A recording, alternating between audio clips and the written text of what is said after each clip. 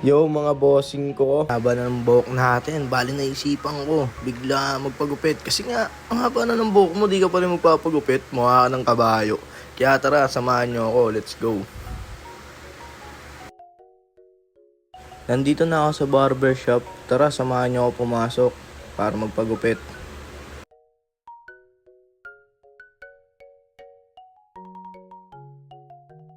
Habang ginugupitan ako dyan, bossing ko, biglang nag-crave ako ng sisig.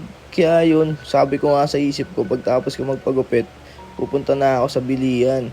Tapos, eto, tamang papogi lang habang nag-crave. Dito na ako sa Wonderway, tamang bili ng oyster sauce, mayonnaise. Pagkatapos ko sa Wonderway, pumunta ako dali para bumili ng liempo. Kalamansi, siling green, siling pula. Tapos habang pauwi na ako, may nakalimutan. Ang puti na lang naalala ko. Sibuyas nga pala.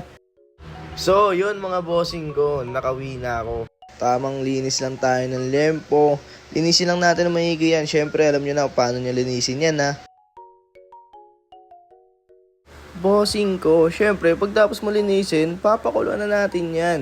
Lagay ng tubig, edis ng kalan, tapos paminta, asin.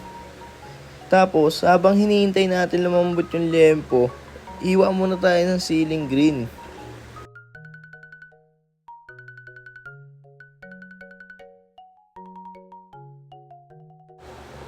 Next natin, siling pula.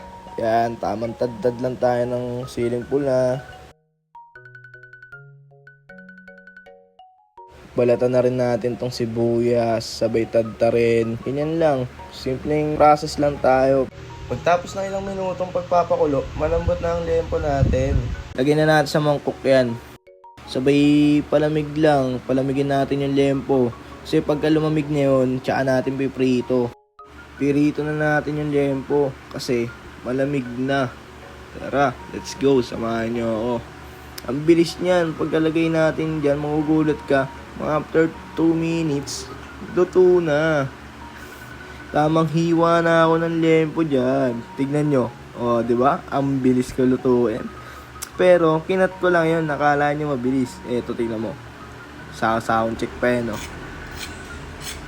O, sound check. Yan. Tapos na natin hiwain yan. Katapos natin hiwain yan, papakita natin yan. Ayun, o. Feeling kala mo talaga magaling mag-edit, o. Tamang montage po. Gigisa na natin sibuyas dyan. Pagkatapos ng sibuyas, siling green, siling pula. Tamang halo lang ako dyan. Next natin lalagay dyan yung liempo, syempre. Mukha kalimutan yan, yung masarap dyan, oh. Juicy, oh. Tamang halo lang si bossing ko.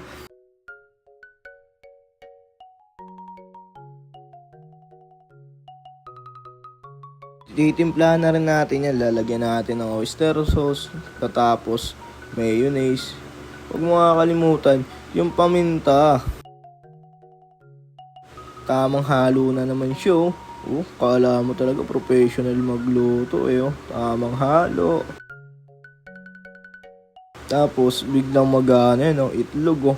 Wow, sarap naman talaga ng sisig.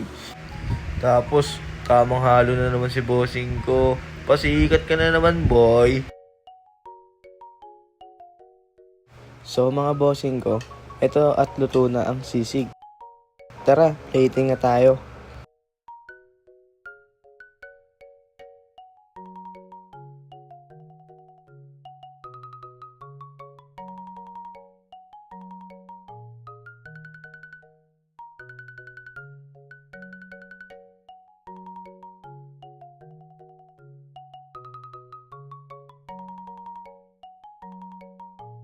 What's up mga kabossing ko?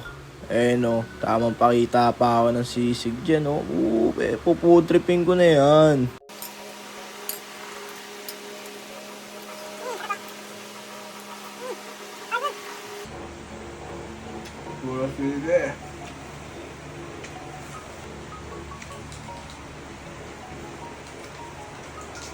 Dito ko na tatapusin yung pagbablog ko.